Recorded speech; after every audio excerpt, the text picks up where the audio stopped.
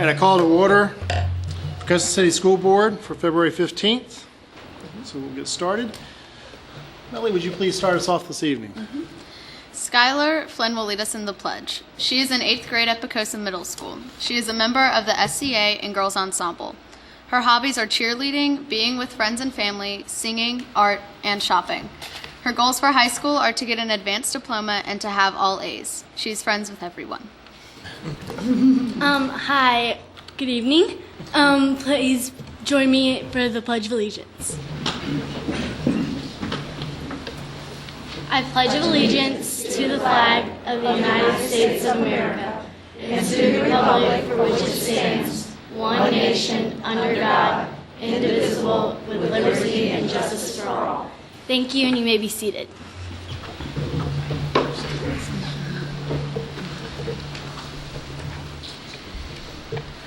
Joyce Chow is giving an inspirational reading entitled A Decade of Inspiration from Living in Poquoson. Joyce is in 8th grade at Poquoson Middle School and is a member of Girls Ensemble, Math Counts, and District Chorus. She's been figure skating for 9 years. Her hobbies are art, singing, piano, and the flute. Her goals for high school are to make all A's, join the Leo Club, and SCA. She wants to be the CEO of her own designing company. Hello and good evening. My name is Joyce Chow and I'm an 8th grader at Poquoson Middle School. I would like to share with you my inspiration from the last decade of my life in Poquoson. Ever since I moved to Poquoson with my family in 2001, I have loved and been inspired by the Poquoson community in many aspects of my life. Sports were one of those aspects. I remember my first experience when I was in kindergarten and played recreational soccer on the Tigers team. Also, I remember playing upward basketball at Emmaus Baptist Church during first grade. These two experiences began teaching me the importance of teamwork and good sportsmanship. Another inspiration of Poquoson to me was the art programs from the primary school through the middle school years. They taught me how to be creative and let my imagination soar. My favorite art teacher has been Miss Rachel Morris, who has challenged and guided me during my previous art classes to think outside the box. Also, through the art programs, I've been involved with various art contests and competitions that were very fun and exciting for me, such as the recent Lions Club Peace Poster Contest. In addition, the music programs in Poquoson that I've been involved with has allowed me to discover my passion for music. I have loved being involved with musical concerts and plays over the years in primary, elementary, and middle school. These past 3 years in particular, I've been involved with District Chorus, Girls Ensemble, and Poquoson Lion Club's band competition. Next year, I hope to join the Leo Club. My chorus teacher at the middle school, Mrs. Terry Eberly, has been a great inspiration and encouragement to me, especially. She always teaches us not only music, but also invaluable qualities such as honesty, good character, and dedication that will help me for the rest of my life. Lastly, I've been inspired by the high academic standards that the Poquoson School has set. The teachers and faculty encouraged me to do my very best in each of my subjects throughout my school years. I feel as though they're trying their very hardest to prepare us for our future lives. Poquoson helps young people like myself to develop skills not only focusing on academics, but on other important areas of life as well. Poquoson expands our horizons and inspires us to be the very best we can be. Thank you so much for allowing me this opportunity to share with you.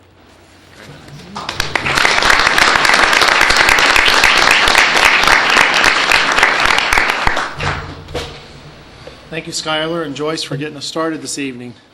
We're going to move into our student presentation, and after that we're going to have recognitions. And if the students that are presenting tonight, if you would please stay, and Joyce and Skylar also, we're going to take a short recess after the recognition so that we can come down and talk to you for a minute and get to know you a little bit better.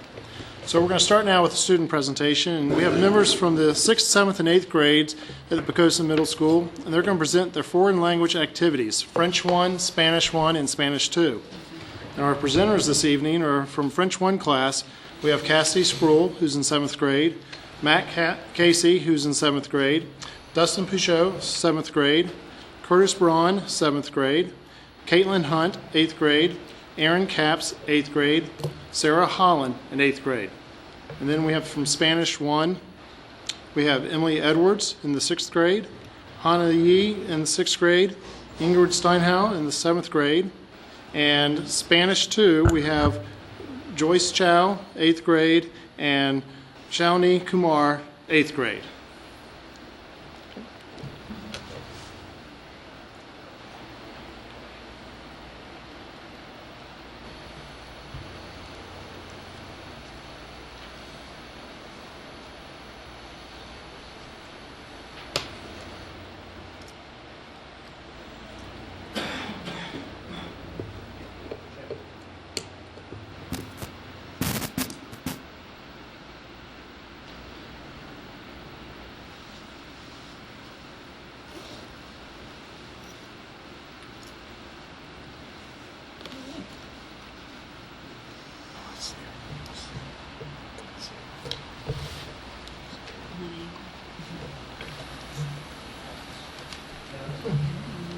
You could just bear with us. We're always having a little technical difficulty, but we're working on it.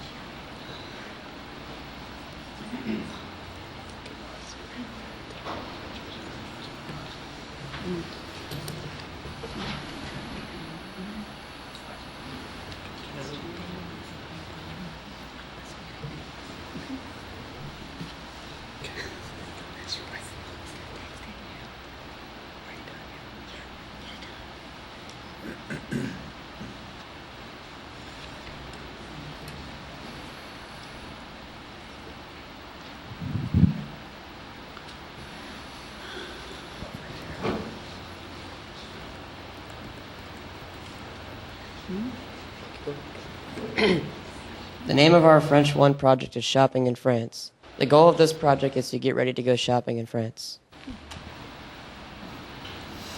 We begin with vocab throughout the year. We learn the vocab we would need to shop in France: numbers, food, expressions of courtesy, and personal items. We then begin to study the euro and learning how to convert our dollars into euros and being able to compare prices in dollars to prices in euros. Right now, $1 equals 0.73 euro cents. For example, our $2.10 school lunch would cost 1.53 euros, and a $295 iPod would cost 215.35 euros. During SOL week, our French classroom turns into a city in France, including a bank, a market, a store, and a movie theater. Our goal, to have enough euros to go to the movies on Friday. Day 1, we exchange our money into euros, but don't let the bank cheat you. Day 2, store, stuffed animals, jewelry, toys, pencils, count your change. Day 3, market, snacks anyone? Day 4, with any luck you have enough money for popcorn at the movies. Day 5, a look at our expenses, and what have we got for our money? The pictures you see behind us behind us are photos of last year's project. We look forward to our turn with this project with the pictures. This project was funded by the Poquoson Education Foundation.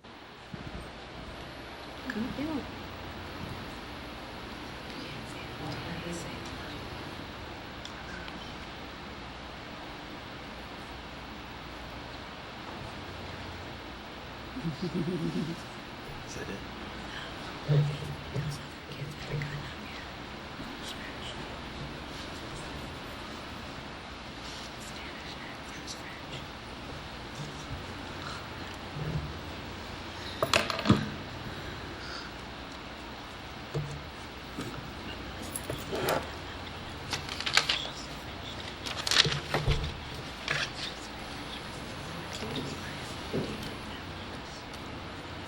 Can I have have Mr. Cataldo here, please?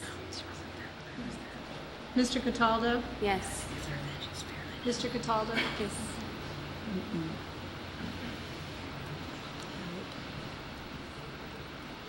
Please minimize this. Which one are you trying to bring up?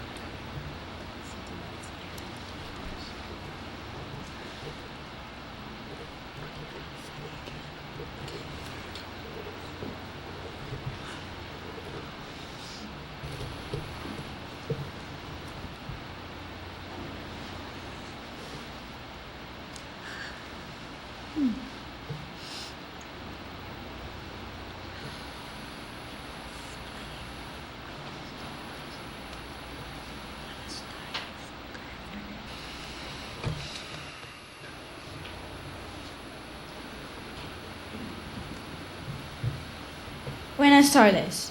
We would like to present a collaborative interactive technology project by Mr. Gani, Senor Soreles, and Senorita Correa. Spanish 1 classes at PMS were asked to describe their daily schedule to an exchange student from Panama using Voki. Voki is a free software service that allows you to create personalized speaking avatars. 4 days in the lab, we loved it. We introduced ourselves, told our class schedule, and explained which class is our favorite. We made our own personalized Vokis. We recorded our voices in Spanish. Por favor, escúchenos. Hola, me llamo Christine. Yo soy artística e inteligente. En la primera hora yo tengo ciencias naturales. En la segunda hora yo tengo tecnología. En la tercera hora yo tengo matemáticas. En la cuarta hora yo tengo el almuerzo. En la quinta hora yo tengo inglés. En la sexta hora yo tengo ciencias sociales. En la séptima hora yo tengo educación física. En la octava hora yo tengo español. Mi clase favorita es español porque es muy divertida.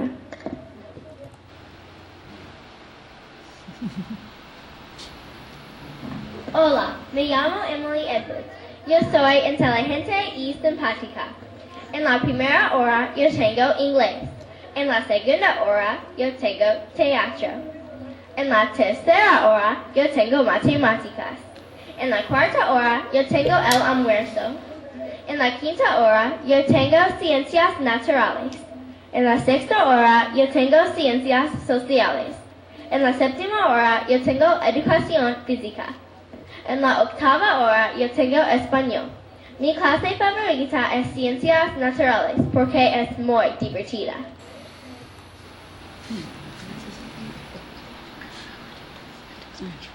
Hola, me llamo Hannah. Yo soy artística y talentosa. En la primera hora yo tengo inglés. En la segunda hora yo tengo la clase de la familia. En la tercera hora yo tengo ciencias sociales. En la cuarta hora yo tengo ciencias naturales. En la quinta hora yo tengo educación física. En la sexta hora yo tengo español. En la séptima hora yo tengo matemáticas. Mi clase favorita es ciencias naturales porque es muy divertida. Muchas gracias.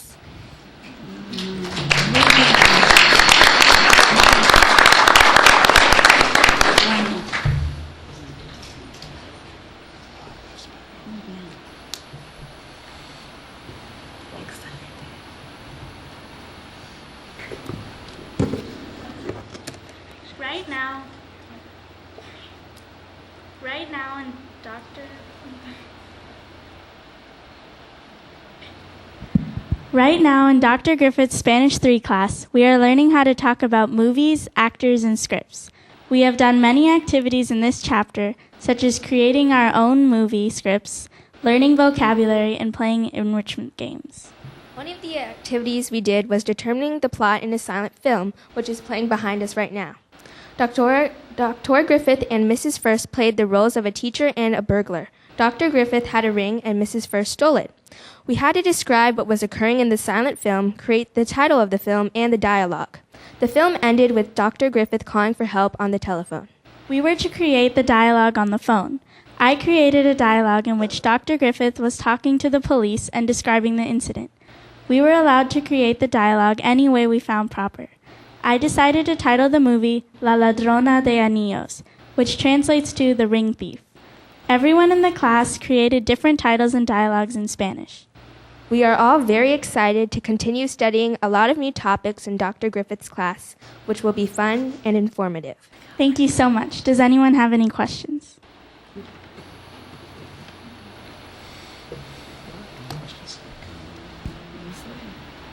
Okay. Could you please have a big applause for all the students?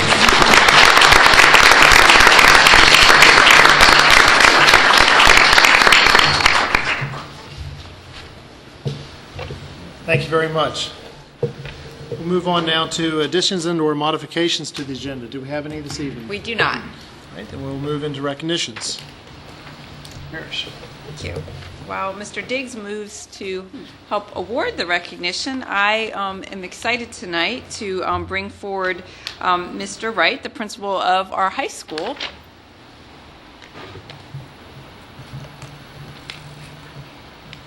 Eight school divisions and 323 schools earned the State Board of Education Excellence Award. These schools and divisions also have met all state and federal accountability benchmarks for at least 2 consecutive years and have made significant progress towards goals for increased student achievement and expanded educational opportunities set by the State Board of Education. One of those schools receiving the Board of Education Excellent Award this evening is Poquoson High School. Mr. Wright is accepting that award on behalf of the school. Congratulations, Mr. Wright, and your entire staff of Poquoson High School for receiving this award.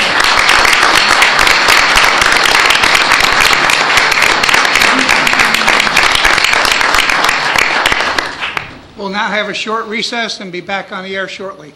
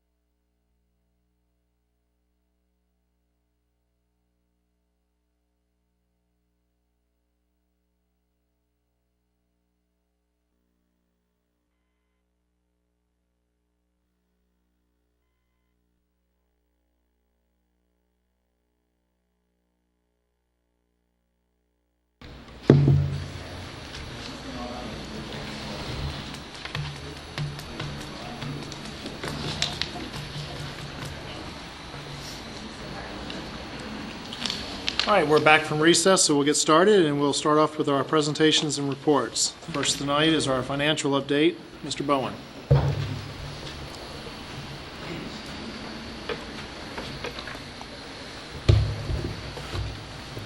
Good evening, Chairman Diggs, school board members, and Dr. Parrish. As you know, the House and Senate released their versions of the budget this past week. The details of those budgets were distributed to school divisions late Friday afternoon. In the work session immediately following this meeting, the superintendent will be presenting those details to the board. What I wanted to do this evening, though, is just briefly talk about the outlook of state funding to K-12 education.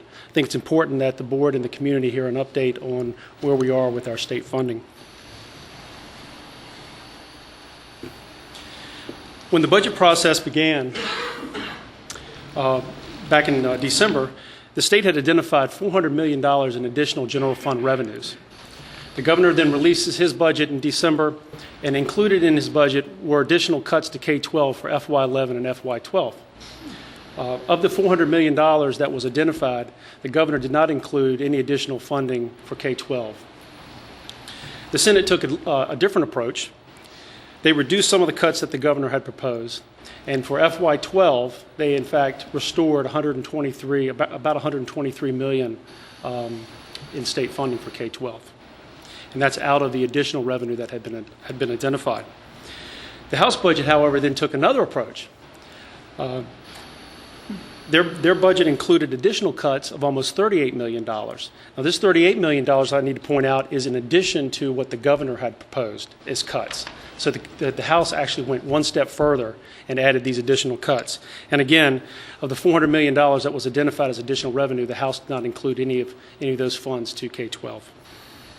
I think it's important to note for the community and for the board that of the three budgets that were proposed, only one, and that's the Senate, attempts to restore any funding for K-12.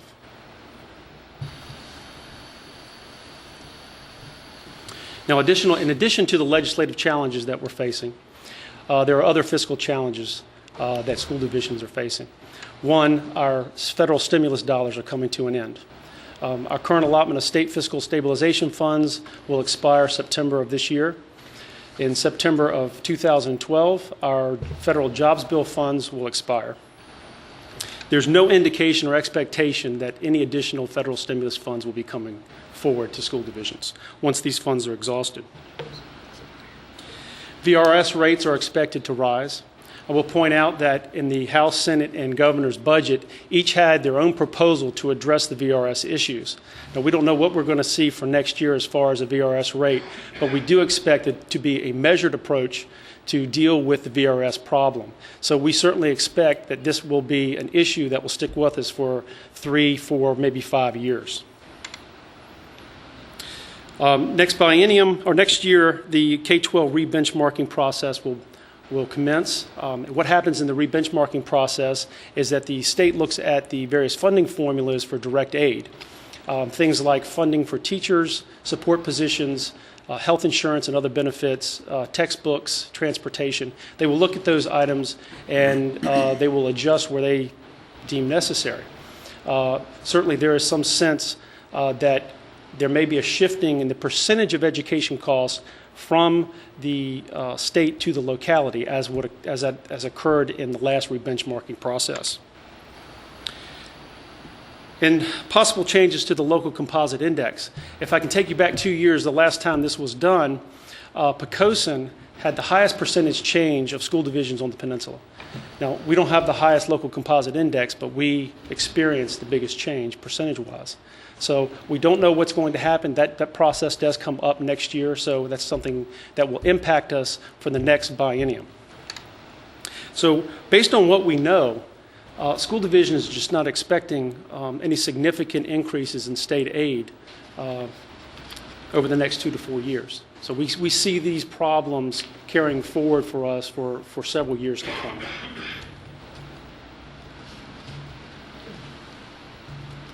That's my presentation. Thank you, Mr. Bowen. Board, any questions?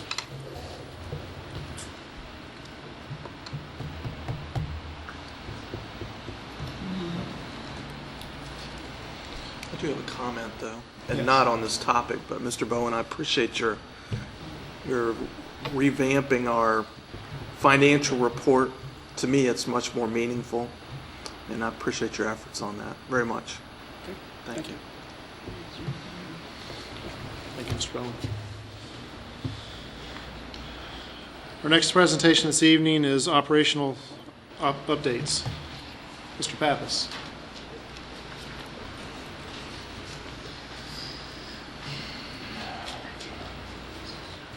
Good evening, Chairman Diggs, School Board, Dr. Parrish, folks in the audience. In the area of operations, which of course you realize is transportation, maintenance, and custodial, as well as food service, I can tell you that transportation, maintenance, and custodial are just plugging along fine. We'll be here on President's Day to facilitate certain things that we need to do when folks aren't in the schools. But tonight's presentation is basically about the food service audits that I had mentioned to you last month. You may recall that we're having multiple audits, 3 to be precise, as if 1 wasn't enough. And they consisted of the CRE, which is the Coordinated Review Effort. That's the focus of tonight's presentation. The SMI, which is the School Meals Initiative, and our USDA Commodities Review. The SMI involves a comprehensive analysis of our menus, our recipes, and our ingredients. And the Commodities Review ensures that we are correctly utilizing all of the USDA commodities that we receive during the facilitation of school meals. The CRE, is a 3-day comprehensive examination, and it involves an examination of mounds of documentation as well as observing actual meal preparation, meal service, and interviews with various staff to include faculty and administrators. It starts and ends with the auditors, some key food service staff, myself, and the superintendent in a room. There we're explained that there are 44 critical areas of compliance with which each have numerous subsets. We're told that at the end of the process, we either pass or fail our 2 critical performance standards. These standards are, is our system sufficient, and are our claims accurate? The emphasis of all of this effort is to ensure that we are accurate in our federal reimbursement claims. In order to facilitate this process, we had several boxes of data for our auditors to delve into.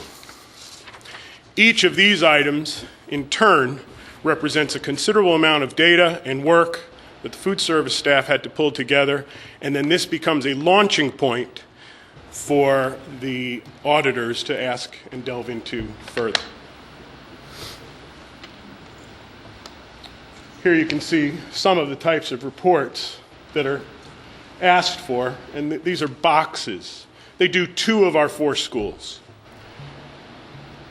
All of these tie together. Example is food production records. They start with the food production record. They see how many students were in school. They want to make sure that you didn't say more students ate than were in school. They want to make sure that you have as much food prepared as was claimed to have been served, and they double check receipts. It's quite interesting. So, what are the results? The results are that thankfully PCPS fully met the 2 critical performance criteria, and that our system is sufficient, and that our claims were accurate. 42 of 44 of the critical areas were met without any notation whatsoever, and steps are being taken to make sure that we comply or meet the other 2. The first one of which was that even though we have plenty of parental involvement, student parental involvement. Many of you have come to the lunches and things that we offer for parents to get involved in. We didn't keep records of that and photos of that in the school in which it was done. Even though we had them in the central office for food service, we didn't have it in the site. And the other was that even though we do an extensive financial analysis and they were very pleased with all of our finances, there's just some cross-checking between any myriad of forms that they have in their system with our financial records. I have to note that I check them. And that's easy enough to take care of. And in summary, the CRE was successful. I don't have to have that done for another 5 years. The SMI results, the School Meal Initiative results, we'll get in the future. They had to take all of that information, send it off to Virginia Tech, where it's going to be analyzed for some indeterminable period of time, and then we're going to be told whether our menus are nutritionally appropriate for the current legislation. And then our commodity audit review, we get the results back, but I was told anecdotally by the auditor we did fine. And PCPS staff will continue to monitor changes in the food service program based on recent legislation that's passed that impacts school nutrition. And I just couldn't thank Dr. Parrish for being available for this audit, and Chris Ziegler and Keely Sullivan for all the work that they did, as well as the rest of the food service staff. It's quite a pressure cooker. That's all my presentation for this evening. Board, any questions, comments? Well done. If you're going to continue the puns, we might as well go all the way right. Bill Bowen took me out to lunch because as a finance guy, he understands how drained you are after an audit, and I can't thank him enough for that. It was like going through TSA and being allowed to get on the plane. I was very grateful. Nice job. Thank you very much. All right, and our last presentation this evening will be for the instructional update. Dr. Revia.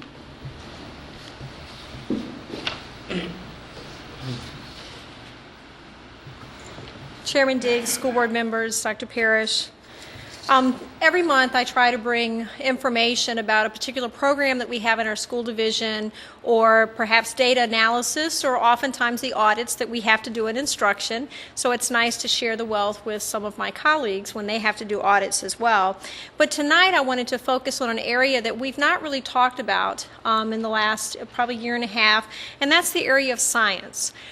Science is one of our core academic areas. You hear SOL test scores about science, but we've not really talked about what are we doing in science related to instruction. And I wanted to spend a few minutes tonight just letting you know that it's not just one of the mandatory courses we teach, it's something that our teachers embrace at all levels. And so I have talked with our principals, and I want to share with you just a glimpse. This is just a snapshot of some of the things that are going on in our schools related to science. At the primary school, they've been studying light and shadows. And some of you may be going, well, how difficult is it to teach shadows? But think about how you communicate to a small child what a shadow is. And the aspect is, I have this lamp here that I'll turn off since I don't need it. But that idea that you have to have a source of light, and you have to then rotate around that source of light, and then understand that you have a shadow being cast. It's a fairly abstract concept that we're teaching as early as kindergarten. And our first grade students just were able to go on a field trip to the Virginia Living Museum, where they not only studied day and night, because they've kind of been following up on that shadow lesson that kindergartners started, but the idea that the day and night cycles of science impact animals and how they incorporate into their habitat, how it impacts how they live, how they seek food. So it's actually a very interesting cycle of the scientific process. Second grade just finished up a unit on the water cycle. And as a water community, that's very important to all of us, but particularly to us here in Poquoson, as to how water flows through our community and how important it is to our community. One of the things I wanted to share tonight also was that at the elementary school, they've been doing several experiments but many of you are familiar with science projects, which I'm going to get to later, but some of our students have been doing, and this is in 4th grade, and I'll hold this up, you can't really see the details, but this is a mini science project board. So starting in the early ages, we're cultivating the concept that you do scientific work, you collect it, you create tables, you make graphs, and then you present it. So it's really a holistic approach to science, not just here's a list of vocabulary, I want you to memorize that vocabulary. They're really trying to show a direct application of the scientific knowledge.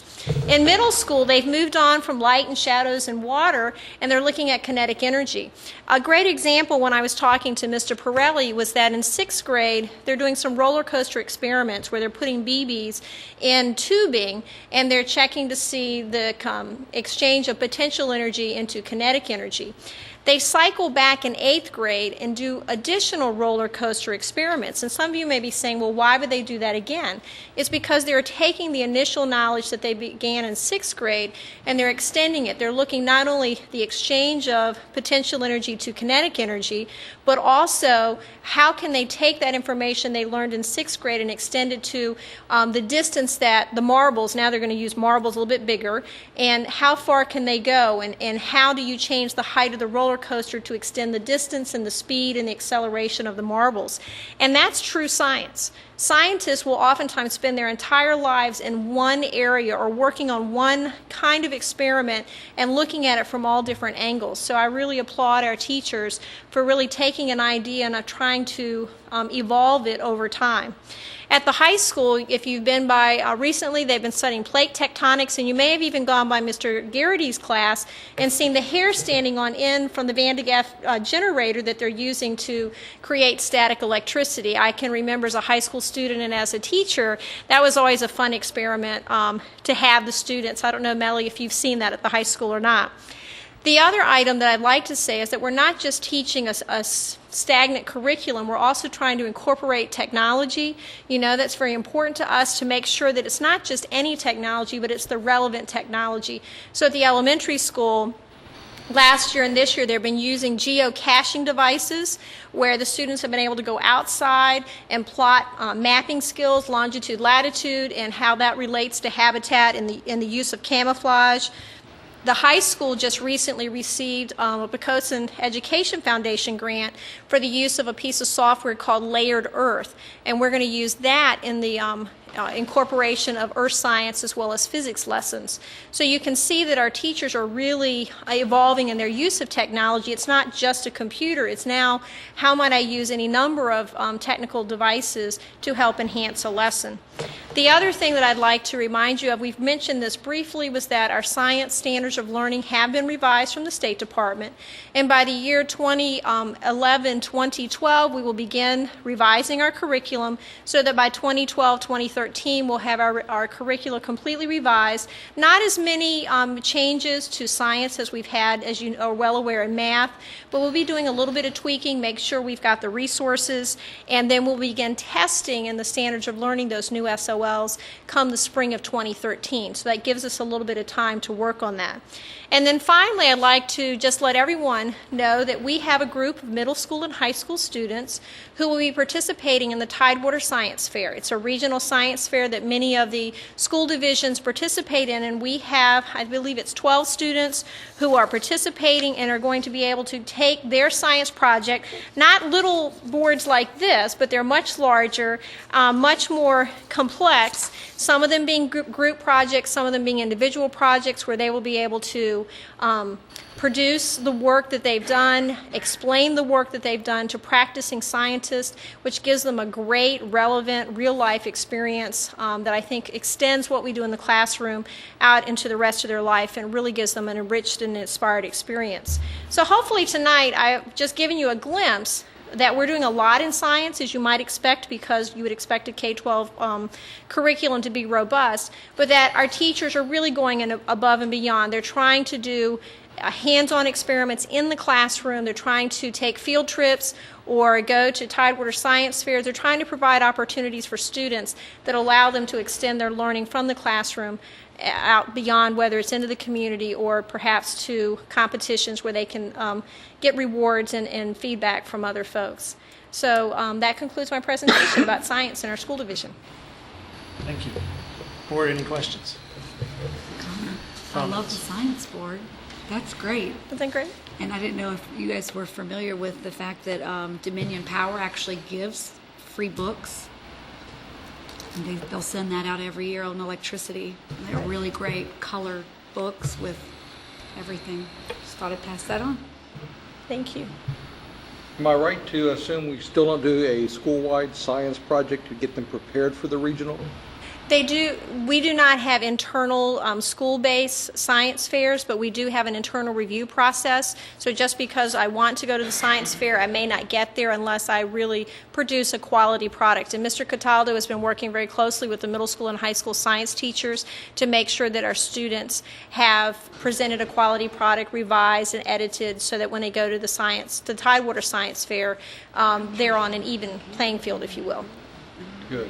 I think that's probably been improved over the years. Mm-hmm. I can Yes, remember sir. some history with my daughter way on back there, but we didn't, and their first shot was at the regional. Right. So it's good that we look at it and really improve it, because if you do one at your school, that's what you really do. You revise and you go to regional. Mr. Cataldo and I have had previous experiences in other school divisions where we had extensive science fair projects and also extensive experience at regional, state, and international competitions. So I think it's really helpful as we work with the schools to know that you don't want that first shot to be at the Tidewater Science Fair. I'm glad to hear that. Or anything else? I'd just like to say then, I really applaud the science teachers for their practical applications of what their students are learning. I think any time that we can take the lessons they're learning in the classrooms and put them to practical use where it's hands-on, it'll stick with the students so much more. I just applaud that, finding those unique ways that we can enhance that learning experience. So thank you very much for tonight's presentation. You're welcome. All right, that completes our presentations and reports, and we'll move into our consent agenda. Mr. Smith, if you'll lead us through that, please. Tonight's consent agenda, we have approval of minutes of the January regular meeting and work session enclosed, approval of the financial reports enclosed, personnel actions enclosed, authorization to dispose of surplus property enclosed, authorization to change appropriations to accept E-rate funds enclosed. I make a motion we approve the consent agenda. Second. Okay, we have a motion and a second. Would you please poll the board? Ms. Wilson? Aye. Mr. Carter? Aye. Mr. Melton? Aye. Ms. Sidner? Aye. Mr. Bellamy? Aye. Mr. Smith? Aye. Chairman Diggs? Aye. The motion passed by a vote of 7-0. Thank you.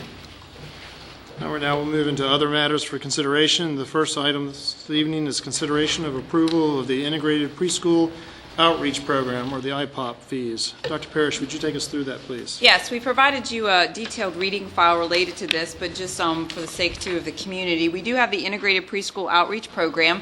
That program is primarily geared to young students who have been identified with disabilities, but we also do have some typically developing youngsters who are included in that program each year, and parents of those students do pay a fee for that. Our students with disabilities, we do cover the cost for that program. We have not, in our research, it looks like it's been at least 15 years since we've done a fee increase for those students who are typically developing. So what we're bringing to you tonight is a recommendation of a fee increase of $100 to cover the costs of the increases that we're facing with the programs. This does help us cover field trips, transportation, as well as snacks. We did provide you a comparison to another local school division that runs a similar program. Even with our increase, we still will fall under them. And also clearly what our parents would pay for local daycare centers, we would be charging less than them, even with our $100 increase that we are requesting this evening. So with that, I'd recommend approval of the Integrated Preschool Outreach Program fees as presented to you this evening. Okay, do I have a motion on this item? I make a motion we approve the IPOP increased fees. Do we have a second? Second. All right, do we have any comments or discussions? Can you tell us how many students are currently enrolled in this? Yes, we have, in terms of the students who pay fees, we have 8 typically developing preschool students in the program, and that's about all that we can take because we do the program such that we don't have to hire additional staffing for those students because certainly the fee we're charging would never cover the cost of an additional staff member. I don't know the total of students with disabilities in the program. 9. So we're running about 17. Is this a full day, half day? It's a half day. It's a 4-hour program, so we split in 2 shifts. Yes. You say it's been 15 years since you've That's had what an we- increase. Do and you the- look at it every year? I mean, that's a big jump. Yeah, in all honesty, it's not something I had looked at certainly in my first 2 years here, but as we're moving through this budget situation, we decided we'd start looking at any fee-based programs we have and look to see and did the research and feel very comfortable in coming forward with a recommendation. So I would say to you that we'll continue to observe that, especially as you can see from Mr. Bowen's presentation, the budget's not going to get any better probably for another 3, 4, 5 years. So you may see these fee increases come a little more often, but we do want to keep them in a reasonable range and recognize that families are struggling in these times as well. Does this account for any overhead, or is this just true cost of the program? It doesn't cover the entire cost of the program, but it does help to cover, like with the snacks we provide for the kids. They do ride the buses, so it'll help to attribute to fuel. So it does help to offset the actual costs we have for the children, but we're already paying the teachers because we have to provide for the special education program. Right. Okay. Board, any other thoughts, comments? Say it's a bargain. I think I had a child in it a long time ago. It is a bargain. Okay, with nothing else, would you please poll the board? Ms. Wilson? Aye. Mr. Carter? Aye. Mr. Melton? Aye. Ms. Sidner? Aye. Mr. Bellamy? Aye. Mr. Smith? Aye. Chairman Diggs? Aye. The motion passed by a vote of 7-0. Thank you. The next item is consideration of approval of summer school fees. Dr. Parrish, would you take us through that also, please? Yes, this is a similar situation. We moved into budget and started looking at our fees. So this was another set of fees that we looked at. Research shows us we don't believe we've increased these fees probably in about 10 years. So we are bringing forward a recommendation to increase the fees. Please keep in mind that our K-8 summer school program is free for students because we do receive, at least currently, remedial funding from the state to cover the cost of that program. So the fees that we're discussing here are for students in the secondary programs where they're actually taking the courses for credit. We are recommending here an increase of $90, which would move us to a summer school tuition cost of $425. Again, we've provided you a chart of the costs and surrounding school divisions for summer school. So this would still put us slightly under York County, under Williamsburg, James City County, and slightly higher than Newport News and Hampton in terms of costs to our students. Again, this does help to cover the cost because this program is fee-driven. So we do cover the cost of our secondary program through the funding that we raise. We don't receive assistance from the state for that program. We only get it for K-8. So in light of increasing fuel costs and other costs that we're beginning to encumber, we recommend the approval of the summer school fees. Thank you. Board, do I have a motion? So moved. Second. Okay, having a motion and a second, do we have any discussion or comment? I have a question. Yes.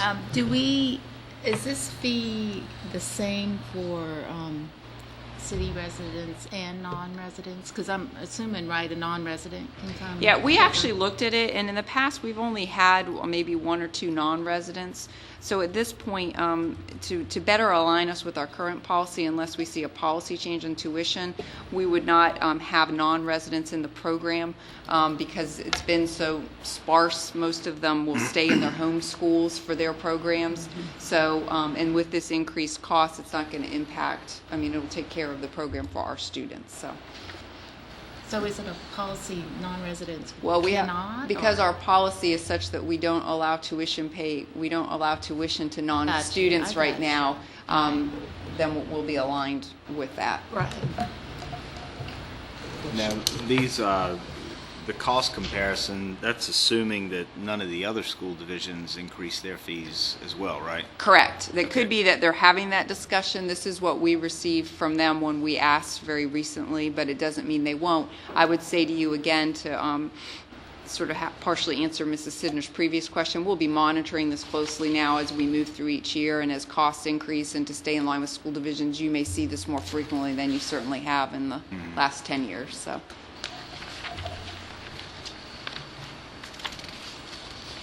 Wouldn't, if I make a comment, wouldn't it make more sense? It seems like we haven't had increases for decades or more, but everybody knows there's a cost of living for everything practically. So, is this something that you should look at more often so that you don't get a $90 or $100 increase, but every year you would expect it's $20 more, $30 more. Yeah, I would say we will look at it every year now and then come forward to you. We'll watch what other divisions do, so we're in line and not, causing our residents to pay more, but we will. Because you're absolutely right, the costs do continue to go up. All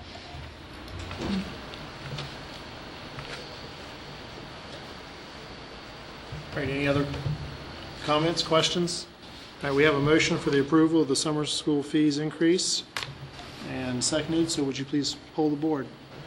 Ms. Wilson? Aye. Mr. Carter? Aye. Mr. Melton? Aye. Ms. Sidner? Aye. Mr. Bellamy? Aye. Mr. Smith? Aye. Chairman Diggs? Aye. The motion passed by a vote of 7-0. Thank you. The next item is consideration of approval of revised one-time payment for voluntary retirement incentive program. Dr. Parrish. Yes. Last December, just recently, a couple months ago, you did approve a voluntary retirement incentive program. We're bringing forward tonight a recommendation to make 2 amendments to it, and this is really based on staff feedback that we've received over the last couple of weeks, and certainly the information that we've received from the governor, which we received after you passed this, as well as recently from the General Assembly. We had staff who asked us if there's any way we could extend that date out, because some are waiting to see what the General Assembly does, especially because there's so much talk about VRS and what may occur as a result. So some staff members indicated what happens to VRS could cause them to decide to retire or not retire. So part of what we're asking is to change the date, extend the date from January 28th. We did have some retirement announcements at that point, but now to move it to March 11th. I will tell you that staff and I are comfortable that as long as we know by March 11th, we can still incorporate those retirements into the budget that I will bring forward to you on March 15th. I know it seems like a short time window, but we can do it. So we're asking for that extension. I think that will help some staff members, especially as we get some more news from the General Assembly in the next week and a half. Also, employees asked if at all possible, could they consider retiring prior to the end of their current contract. Our initial program read that they had to work up until the contract. We've got some indication from staff this could impact their decision to retire. It may enable them, open some doors for them for next year, and we are confident that if this does occur, we'll be able to maintain our instructional program. So we're bringing forward a recommendation to approve the amended voluntary retirement incentive program with those 2 changes. That's it for that one. Thank you. Do we have a motion for approval of the amendment to voluntary retirement incentive program? I move to approve. Do we have a second? Second. Thank you. Any discussion, comments? Dr. Parrish, it looks like from the personnel action, the consent agenda, there were 6 that have elected to take retirement, or is that an accurate statement? Yeah, I don't have it right in front of me, but I believe that's what it is, yes. Okay. Not all of those are impacted by the early retirement, I will tell you that. That was exactly my question. Not all of them are, some of them Okay. are, but we do have some other folks out there that just needed some more time. Do you feel that we have a substantial number of people that are considering this, a handful? Do you have any feel for what the real impact is? Closer to a handful. Okay. Yeah, not a substantial number. Okay. And at this time last year, how many folks did we have that had agreed to go? I think we had 16 that had agreed to go based on the incentive. So we're in a different place this year. We knew we would be, but we do think it has helped us somewhat as we work towards resolving the budget challenge. Well, you've already said you're okay with somebody that leaves. Now, when they leave, their contract runs till June 30th. So it might be that somebody leaves at some point during May or the beginning of June. It may mean that we need to have a substitute in a classroom, but SOL testing would be completed by that time. So AP testing would be completed. Okay. And again, we're still talking about 2-3 people. Exactly. Maybe. Yes. Okay. We're not talking about 50 teachers retiring. Not mass exodus. In May. Correct. Okay.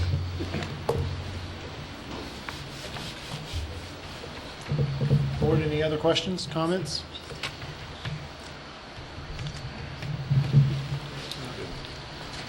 Okay, if you would please poll the board. Ms. Wilson? Aye. Mr. Carter? Aye. Mr. Melton? Aye. Ms. Sidner? Aye. Mr. Bellamy? Aye. Mr. Smith? Aye. Chairman Diggs? Aye. The motion passed by a vote of 7-0. Thank you. All right, our next item is consideration of approval of proclamation for National School Breakfast Week. And we just had a report this evening from Mr. Pappas on our food audits, and we all know the importance of our food programs to our children. And so by this proclamation, we're recognizing here tonight that the week of March 7th through 11th, 2011 be celebrated as National School Board Breakfast Program Week in all of Poquoson City Public Schools. Do I have a motion for consideration of approval of proclamation for National School Breakfast Week? So moved. Do we have a second? Second. There was 3 seconds. And the title of the second. All right, any comments or discussions? Yes, I'd like to know why Mr. Pappas didn't bring us a biscuit. Would it be the white or the wheat? That's what I was going to say. I can do wheat. No butter, no butter. No gravy. Okay, would you please poll the board? Ms. Wilson? Aye. Mr. Carter? Aye. Mr. Melton? Aye. Ms. Sidner? Aye. Mr. Bellamy? Aye. Mr. Smith? Aye. Chairman Diggs? Aye. The motion passed by a vote of 7-0. All right, and the last item for matters of consideration is the consideration of approval of the proclamation Discover Languages Month. And I think we had a good example of that this evening also. The importance of multiple languages for our students and the opportunities that provides them here in school and as they move into the workforce and out into the world. So I'd like to make a motion that we consider for approval the proclamation of Discover Language Month, that we will celebrate the month of February as such. Do I have a motion? Do I have that motion? So moved. Thank you. Do we have a second? Second. Sorry, I tried to wait. Okay. Do we have any comments or discussion? Yes. How did these proclamations get generated, and who brings them forth? A lot of them, many of them are generated through the state. The governor himself will approve that it's such and such week, or Department of Education. Some of them are national, actually, across the country. We're celebrating them. I believe last month, I think you had the bullying prevention one. That actually came from the Virginia School Boards Association, but was connected to a national movement. So they're connected to either statewide or national weeks. And so we receive information about them and bring them forward to you.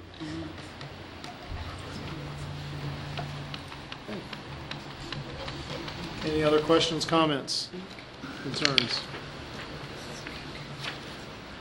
Hearing none, then would you please poll the board? Ms. Wilson? Aye. Mr. Carter? Aye. Mr. Melton? Aye. Ms. Sidner? Aye. Mr. Bellamy? Aye. Mr. Smith? Aye. Chairman Diggs? Aye.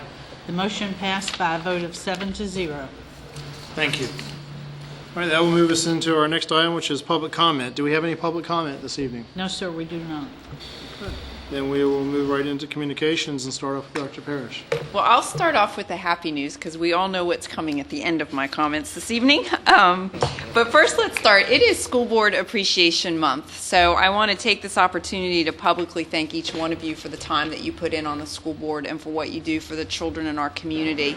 You truly are the greatest advocates that we have for the children in our school system. We thank you for what you do every day for them. So I know it's just a small token, but please know that we recognize that you're volunteering your time and doing exceptional work. So we thank you for that. Simultaneously, it's also School Board Clerk Appreciation Month. So Ms. Pat McDowell is our wonderful school board clerk, and I want to thank her on behalf of the board, but as well as me, because she certainly helps to keep us all organized for our meetings. So we thank her for doing that on top of all of her other duties. So thanks to all of you. And I have to say, I think as we move into these challenging budget times, your work has never been harder than it will be, I think, for you in the coming years. So again, I thank you for that. I know that probably several of you will comment on the budget situation, but I do just want to really highlight for the community, clearly you can see not only from the presentation that I have running over and over again on our TV channel, but also on our website, and from the most recent news that Mr. Bohm was able to share with us this evening, there is just a decrease in support for funding for K-12 education in the state. I think we can safely say that it's abundantly clear that our governor and that a number of legislators in Richmond just don't have K-12 education as a priority right now. And we can see that when you have a pot of $400 million that's available in additional revenue, and for it not to, in two of the budgets, none of it to come to K-12 education tells you where priorities are. So we know that's something that's going to impact us as we move into the FY12 budget, but it will, I believe, continue to impact us into the next biennium and probably into the biennium that follows next. So we need to be acutely aware of that as we do our budget development. I am, as Mr. Bowen mentioned, going to do a more detailed presentation in the work session. I am going to record that presentation and get that on our website as soon as possible. So I would say by the end of the day, Thursday. So that presentation will outline what the House budget and the Senate budget both mean for the school division, and then we'll just be waiting until the General Assembly completes its work to see what ultimately will be occurring for us. But I encourage any community members watching tonight to check our website in a couple days, and you'll be able to get some more information related to those. And I will email links out to our PTO, PTA presidents, and some other community folks that I know will help to get that information out for us. I really do. I've said this over and over, but I think it's more important than ever. I encourage our community members to contact state legislators. We have only a couple more weeks. February 26th ends the General Assembly.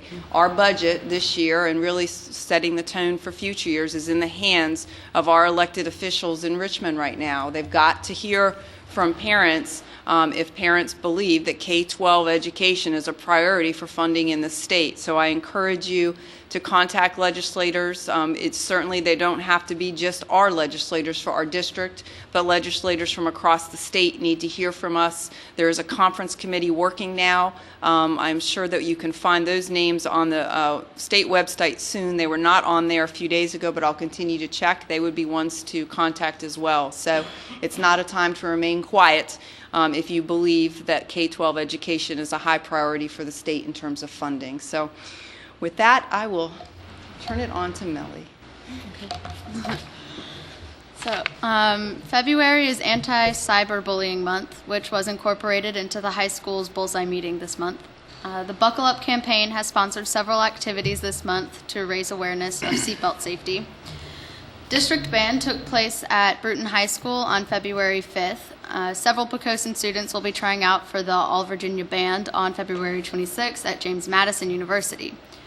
Heritage High School held district chorus this past Saturday, February 12th, and congratulations to Sean Hopkins, Becca Brinkley, and Brianna Skloot on making the All Virginia chorus. 11th grade writing SOL test dates are March 8th and 9th, and there is a normal bell schedule with those dates. March 14th through 19th is Spirit Week at Poquoson High School, and there is a student versus faculty basketball game on March 15th at 7 p.m. And preceding the basketball game, there will be a spaghetti dinner as an after-prom fundraiser from 5:45 to 6:30 p.m. Students at the middle school have been encouraged to participate in observing Black History Month through daily trivia questions and an essay contest. PTO Honor Roll Ice Cream Socials will be tomorrow, and 6th, 7th, and 8th grade band students will attend a performance at the Ferguson Center this Thursday.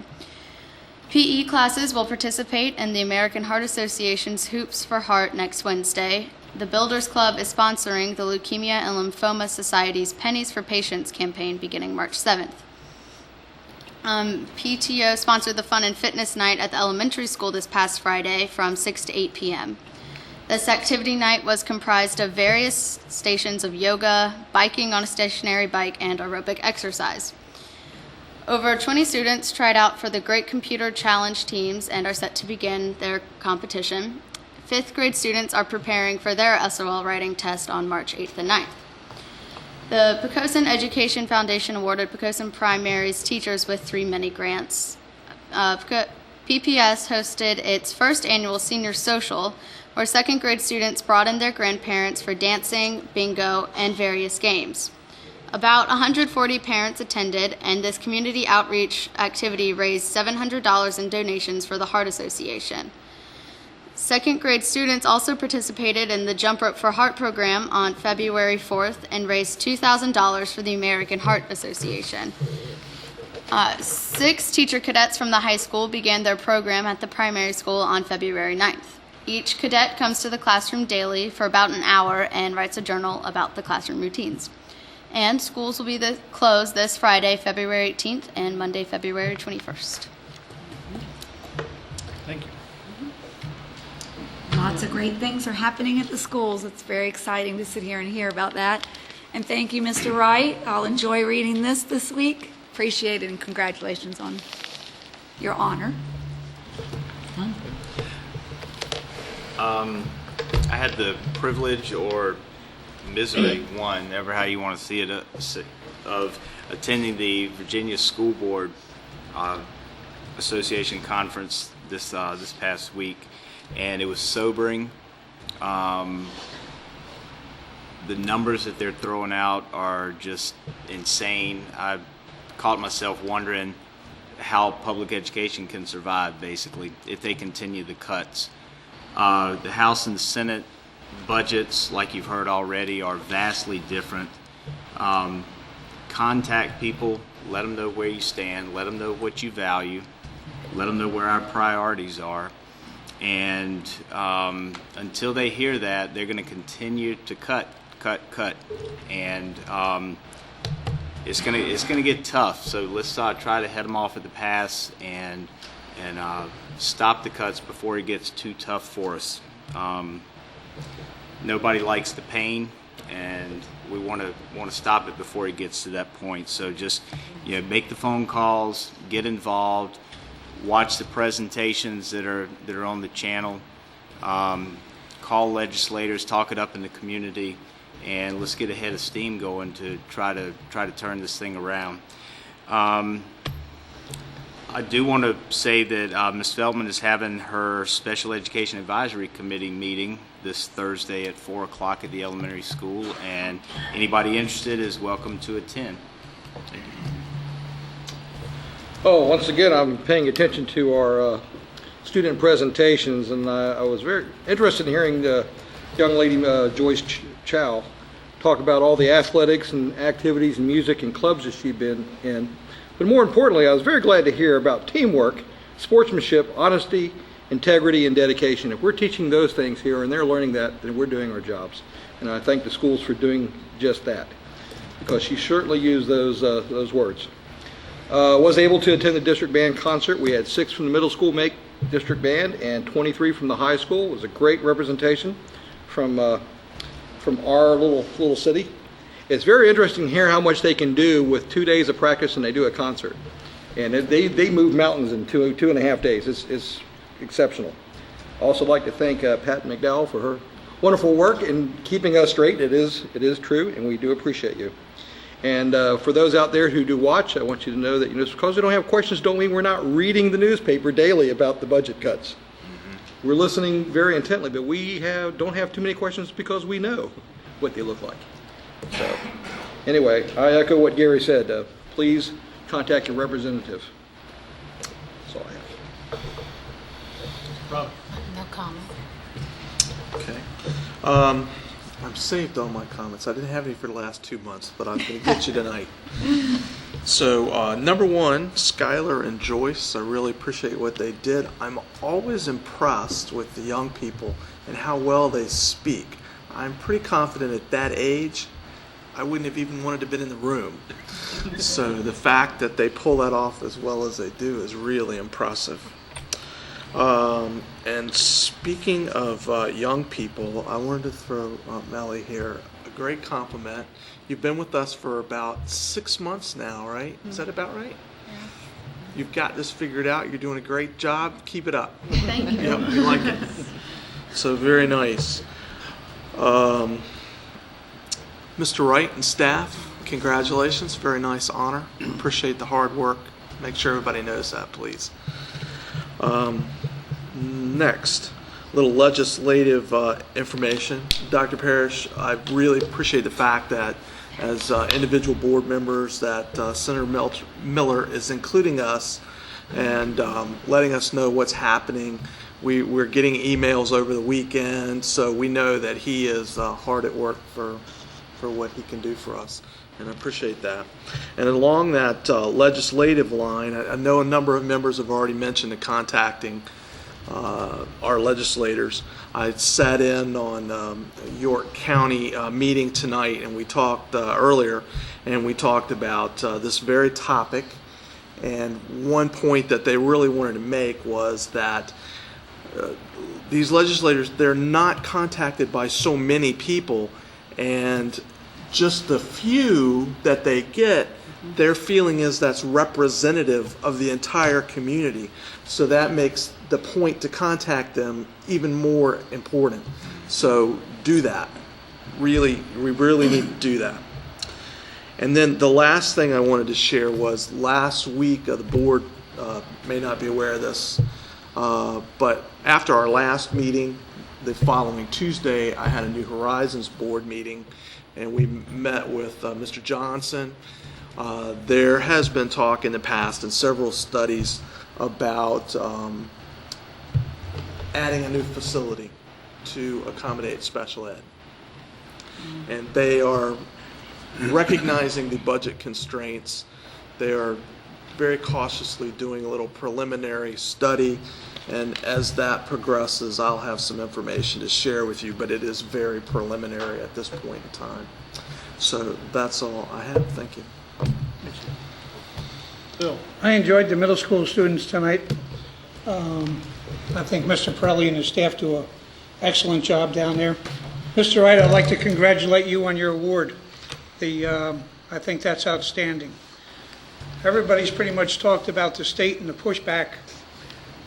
That's getting critical because the more the state pushes back, that's coming back to the city.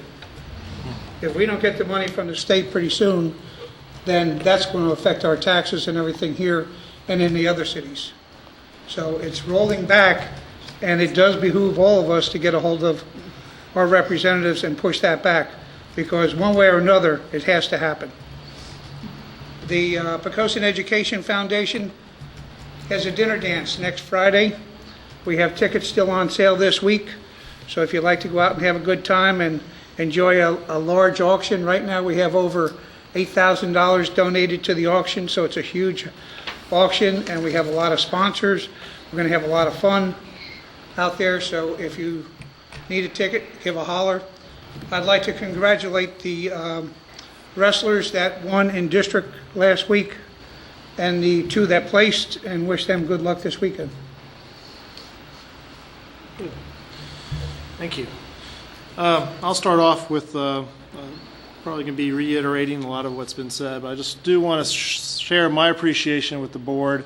You know, as the chairman, I get to represent us from time to time, but I know it's each and every one of us that are working not just on the third Tuesday of every month, but our dealings with the school board office and with the parents and others. And I really appreciate the work and the time that you put in the insight that you have, that none of us are up here with agendas. We're looking at what's best for the schools and how we can continue the excellence in Poquoson. And I really appreciate being part of this board. And just wanted to share that with us, with the board tonight, and recognition of the Appreciation Month. And Pat, just again, kudos to you and all that you do for us. You make it so easy for us to get our information and communications that we need to be prepared for the board meeting. I really appreciate all of your extra time and effort you put in for us. Thank you. As it was said earlier, okay, that was the fun part. I also went up to Richmond to hear the information, the news, and a few of the things that struck me that I think bears repeating. We've heard it before, but it really, as one of our council members said, the state really is walking away from public education and pushing that responsibility without funds to the local level. We understand that the pie that we get our funding from is reducing as our sales tax have gone down, but the scary part to me is that the percentage of that pie that we get is also reducing. It's a double cut, and that was we've gone from 2009 of K-12 getting 35% to 2012 it will be less than 30%, and that was made more evident this last Tuesday when we were up there, when they showed that there was an additional $400 million above what was estimated, and K-12 got none of it. So the direction they're moving is to continue reducing the funding for public education. I just want to reiterate, we've got to let our constituents, as constituents, we have to let our legislators know that that's not acceptable and that we do care about K-12 education. The other part that was just really drummed home to me up there was that, what they do here this next year is going to be the benchmark for the next biennium. So if they take a hit now, you'll be hearing next time, well, even if best case scenario, they're going to level load us, it's still at this much of a reduction. And I don't think there's much hope for that kind of a best case. It's going to continue being cut. So every bit that's not cut this year is helpful going forward. So we just really need to let our voices be heard. And I'll close out the meeting with that. Sorry. All right, so we will be moving into a work session to have further discussions on budget. This meeting is adjourned.